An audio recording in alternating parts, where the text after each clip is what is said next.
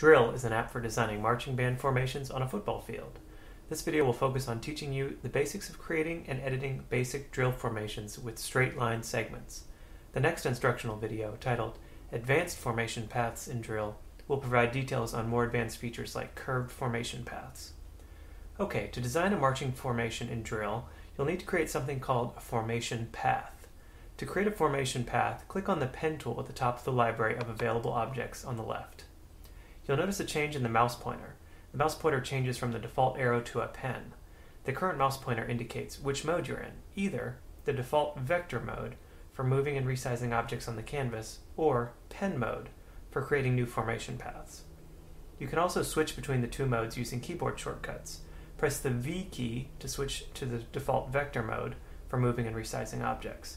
Press the P key to switch to pen mode for creating new formation paths. Now that we're in pen mode, which again you can tell by the pen-shaped mouse pointer, we can create a new formation path.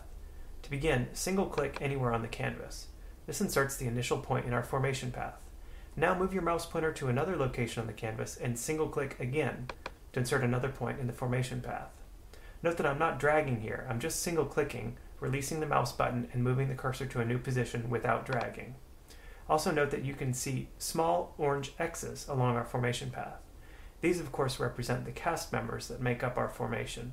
I'll show you how to edit these cast members in a later video. For those details, look for an instructional video called Cast Member Basics. Okay, now that we have a formation path containing a few points, we might like to complete our formation path and stop adding new points. Double-click anywhere on the canvas to insert a final point and commit our provisional formation path. The new formation path now exists on the canvas, and you'll notice that we've returned to the default vector mode by the fact that the mouse pointer has reverted to the default arrow. Now that we're in the default vector mode again, we can work with our formation path further by moving it around the canvas, or we can resize it by dragging on the rectangular corner handles, or we can edit individual points in the path by dragging on the round point handles. You can see that while editing points in the formation path, a tooltip is displayed, showing the current coordinates on the marching field. These tooltips can be helpful, but also sometimes annoying, so I'll show you how to turn them off. Open Preferences by going to the main drill menu and selecting Preferences. Then click on Guides and uncheck the checkbox labeled Show Coordinate Tooltips while resizing. Okay, now I'll close the Preferences window, and now when I edit our formation path, you can see the tooltips are gone. Next, notice that the formation path we've created is an open path with two endpoints rather than a closed or circular path. We didn't close our path, and we can tell because it has two endpoints.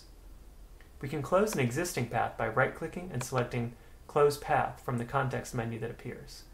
Now our path is closed and has become a circular or closed path. You can also close a formation path while you're still creating it in pen mode. Let's try that. Click the pen tool to switch back to pen mode. Begin single-clicking anywhere on the canvas to create a new formation path. To close the path, you must single-click again on the very first point in the provisional path. Notice too that when your mouse is in close proximity to the original point, the cursor changes slightly to include a small black square to indicate that a click in this location will close the provisional path. So single-click on the original point to close the path and commit it to the canvas. I'm going to now delete these two paths by selecting them with a lasso drag and pressing the Delete key on the keyboard. Now I'll show you how to create a formation path with perfect right angles. This time I'll re-enter pen tool mode by clicking on the P key on the keyboard. Note that the mouse cursor has changed to a pen to indicate that we are in pen tool mode. Now I'll start creating a new formation path by single-clicking as usual. This time I'd like to make a perfect right triangle that has a perfect right angle on one side. This is easy to do by holding down the Shift key on the keyboard while you move your mouse to the next path point location. Right now I'm toggling the Shift key on the keyboard on and off to show you how pressing the Shift key forces your path to follow a straight line at a right angle. I'll keep the Shift key pressed while I'm creating this path, and then close the path just like before. So that's how you can use the Shift key to more easily create formation paths with straight lines and right angles. Okay, now let's look a little bit further at editing paths. You can insert new points in any existing path simply by double-clicking anywhere along the path. This inserts a brand new point that can be dragged around like any other point on the path. Also, you can remove an existing point in an existing formation path.